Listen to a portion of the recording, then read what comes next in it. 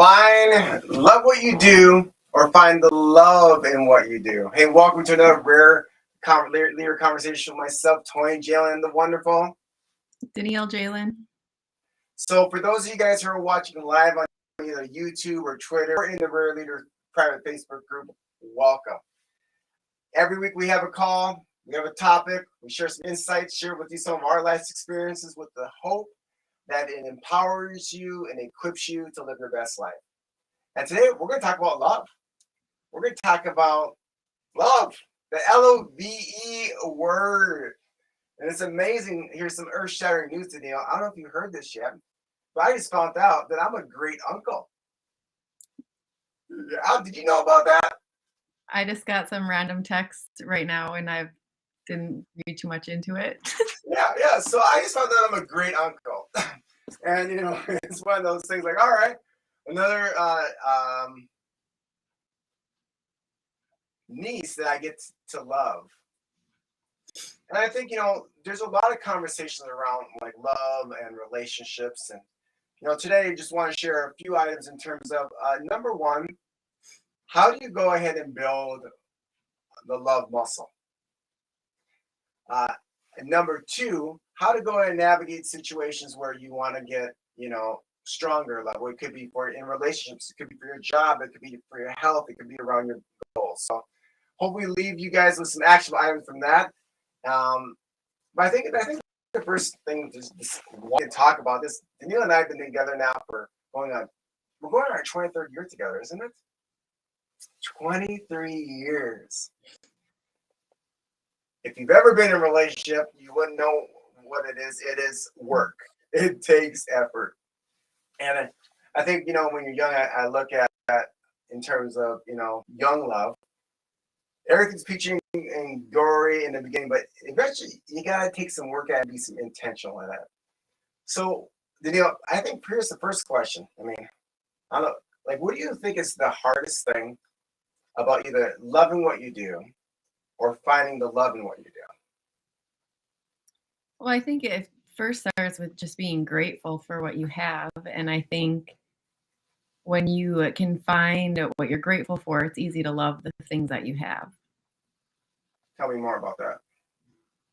It's just what I said. Yeah, like, what do you mean? Like, because everyone can, it's a mindset to be grateful for it, right? But that's not always the mindset we all have when we enter a new job, start going into the gym, enter a relationship. Finding the good in it, we see the good because it's brand new, right? So I could get a car, like, oh, this car drives so much nicer now. Oh my gosh, the heated seats, because it's prevalent. It's there. But what about when the newness wears off? How have you worked through that? Well, I think you have to start to reflect on, where you were at, where you came from, what brought these feelings of excitement to you, and then going back and revisiting those feelings again and understanding that not everything is a given, not to take things for granted, and to continue to work through those feelings that sometimes you do fall into that comfort level. Am I comfortable with where I'm at? And then understanding like the things that I'm comfortable with, I may be complaining about. And I think that's where you start to fall into a complacency where when you find your love, your contentment in things, like you're grateful for them, but you know that you can continue to work forward and be better. Yeah. I think this made me think of the phrase, you're comfortable until you're not. Mm-hmm. It's like, oh, I'm comfortable with my health. I'm comfortable that I can see you right now. I'm comfortable that I have lights. And we may not acknowledge it. Like you said, we may take it for granted until all of a sudden, you lose an eye. Like yesterday, I got smacked in the face with a volleyball. And I'm not going to lie. Like I was a little bit foggy. It might be a little, I'm working through that today. And I was like, it reminded me actually of when it happened, of when I was 18 years old. I was playing racquetball, You're in basically an enclosed box with a racket with a little ball that's going anywhere from 80 to 200 miles an hour. And they have a thing that they recommend to do. That's called put goggles on. I don't know if I already told you this story or not, Danielle, but I was too cool for school. I was being grateful that they have the rules to go ahead and wear those safety goggles on, and I got hit. Like literally, he turned around, hit the ball at the back wall, and I got smacked right in the eye. And I couldn't see out of my eye. And for 2 weeks, I had to wear a patch like this because the light was not good. And I remember thinking, oh my gosh, like, what if I have to live my life without that eye? So I was really grateful for the eye that was working. And I think that's one thing in terms of when it comes to the love conversation is when you're not feeling the love for something, whether that be your job, whether that be goals that you're doing in relationships, you gotta stop and start doing the love. Because I think too, before you experience an emotion, you gotta do the emotion first. Does that make sense? Yeah, you have to a lot of times put the action in before you're gonna have the feeling of stuff. It's no different than I don't feel like getting out of bed today. You kind of have to get out of bed, and then you'll start feeling like, oh, I'm awake now. Yeah, true, right? And that's the same thing in terms of like if you're in a relationship. When we first got together, like we had to make the phone calls. We had to make the effort. Well, actually, you made the phone call to me to make sure I got there. But you got to do the effort in order to experience the emotion. I think sometimes if you may be watching this today, you might be thinking there's an area of your life where you're not feeling love right now. You may not feel like you're receiving the love right now. From it could be your job, it could be from wherever life. And ask yourself the question about the meal is like, are you giving it? But what about if all of a sudden you feel like you're giving it, and you don't feel like you're not getting the result you're expecting? Well, I think that falls into a category of what is the reason that you're giving it? Are you giving it out of expectancy, or are you giving it out of kindness and because that's what you want to do, not necessarily what you feel like you have to be doing? Want to do versus having to do. Can you expound on that a little bit? Give us some examples. Um, I guess wanting to make your lunches for you and having to make your lunches for you makes a difference in, am I doing this because I want to be doing it or because I have to be doing it? And a lot of it came down to where, because I felt like, oh, why am I doing this? Um, Realizing that I'm doing it because it helps you versus me. I don't know. I don't know how else to expand on it. No, you're going good. I'm listening. I'm listening. I'm listening. Or know that you have goals, and it's like I have different times in my day that I can be doing things. And so by giving a little extra of my morning to helping you, um, regardless of whether you eat it or appreciative or of it or not, I know that I'm offering you something that can help you. It doesn't necessarily mean that you have to receive it. And so I'm doing it out of wanting to help you, not versus having to do it for you. And you hit something big there is that we can do things for others. We can do things for people for our job. We can do things in our community. We can do things, for our significant others. But they don't have to receive it. and they may not receive it in the way you expected. I literally just had a conversation right before our call, and I go, there's there's 6 human needs, and if you guys are watching, I'd encourage you to write these 6 human needs down, and they're fundamental needs that every person has in common, right? And all of our behavior is simply an attempt to meet those needs. And the drive to fulfill those 6 human needs, well, they're actually encoded in how we've been created. There's like science behind it. And we find all sorts of ways to meet these needs positively, negatively, or neutral, but we all find a way to meet them. And so there's 6 of them. Like, people have negative and neutral addictions, right?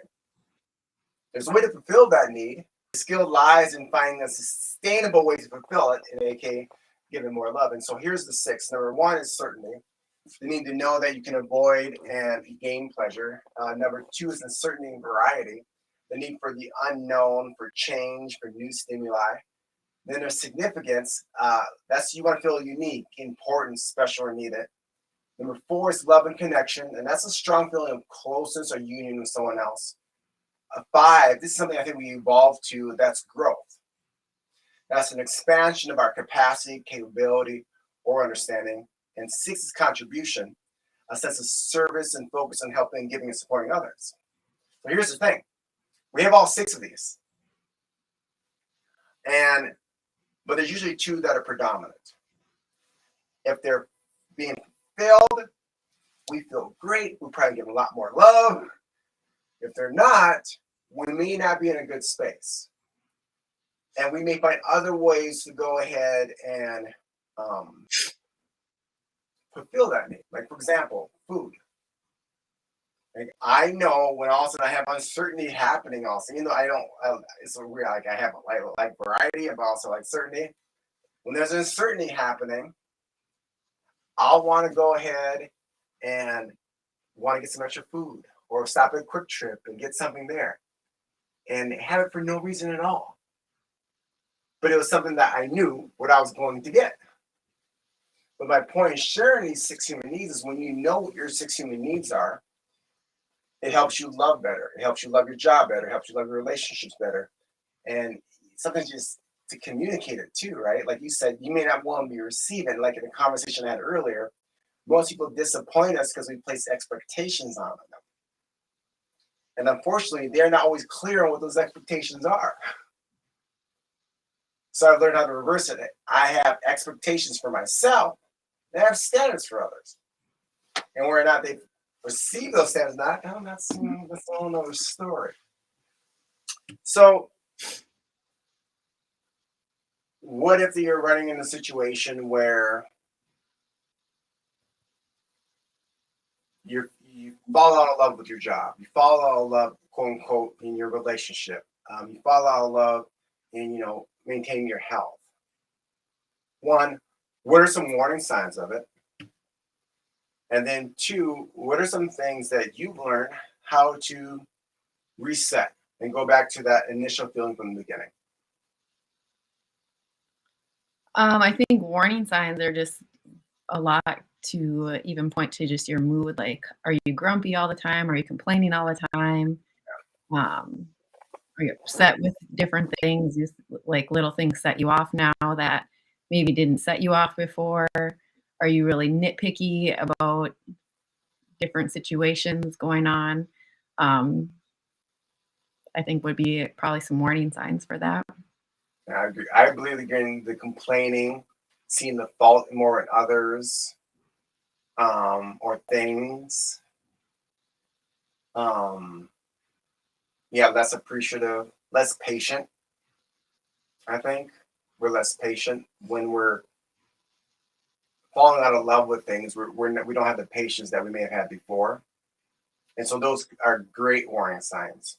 So also now, okay, I recognize the warning signs. Now what? Because now we can become aware of it. Another thing is now to acknowledge it. And I think sometimes, at least myself in the past, I'd make a justification for it, right?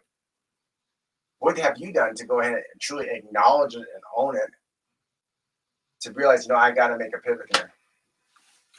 Well, I think it's being truly having to be honest with yourself, like, what kind of effort am I putting into this? If I'm not making an effort on my part, how do I expect an effort to be given from the other side? So I think first just being real with yourself and making the effort to make a change of some sort. Yeah. What if you've lost the motivation to make that change? What if you feel like, or maybe you may be apathetic and going, I don't know if it's worth making that change. Then you have to make a decision. I mean, everything comes down to making a decision. So if you're not going to make one decision, you're automatically making a different decision. So you have the choice in the matter. Yeah, I mean, if you look at the root meaning of the word decision, means to cut off. And there's a YouTube that I heard recently that said, I may have shared this last week, 100% commitment is easier than 98% commitment. And if you want to go ahead and either find the love again in whatever you're doing, to make that love you knew that was there once flourish, you got to make that decision. Like, am I going to go ahead and make the effort to find the love in what I do, or find the love in terms of that relationship, or whatever it may be, and then take action on it? It could be the simplest things in the world. And every single time, once you start getting to that next point of doing, I think what you said, you'll get to that uncomfortable thing, right? Then you're like, wait a second. Comfort is equivalent to complacency. And you're truly either moving forward or you are moving backwards. There's no standing still. I mean, I can't stand still for a moment. I'm standing here talking to you. I think that's a good thing to say. I mean, what I heard you say, Danielle, is appreciation, really truly appreciate and taking the action of appreciate. And two, you got to do it, right? Like you said, getting out of bed. You may not want to bed, but especially when you do get out of bed, you realize it was important to get out of bed. And I think third, too, is if you're struggling,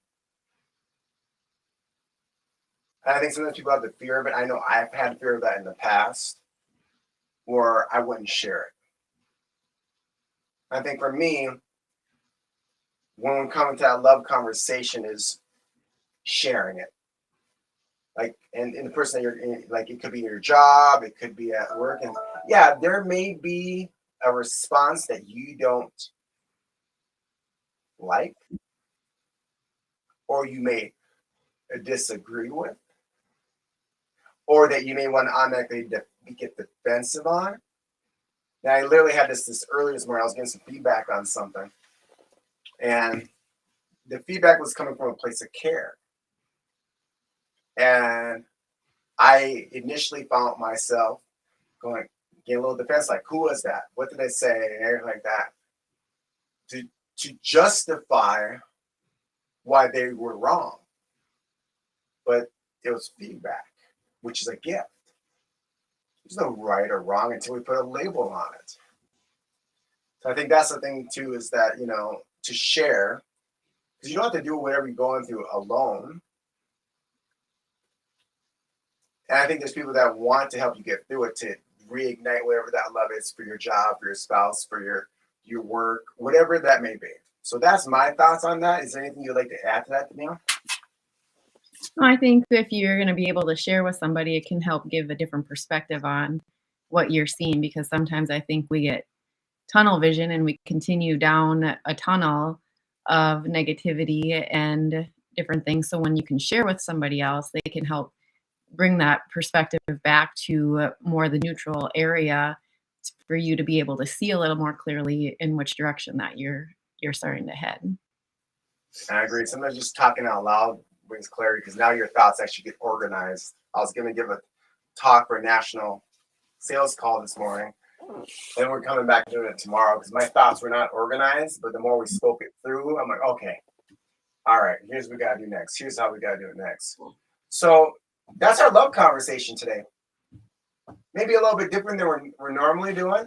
But hey, we got 23 years of experience to share with you guys on it in work and life and our personal life. So we want to say, we just encourage you to remember that everything you do in life is because you want to experience a certain emotion. And I think that, you brought this up, it's like, ask of like, why is that an emotion I want to feel? And is it because one of my human needs bucket is low? I don't know. Just some final thoughts there. Anything else you want to finish up with, Danielle? No, I think you hit it all on the head. All right. Well, hey, thank you for joining again. If you found value into today's conversation, let us know. Give us your feedback. If there's any other kind of topic that you'd love for us to talk about, it could be around relationships. It could be around, sales. It could be around leadership. It could be about, hey, how to run a Boston Marathon. Any of those, we're more than happy to be here to be able to serve you. And until next week, I'm Tony Jalen, joined by the wonderful Danielle Jalen. You like how I did that? Like, she gets automatically get to own that wonderful side of her because she is. Thank you guys all. Go out and be a rare leader.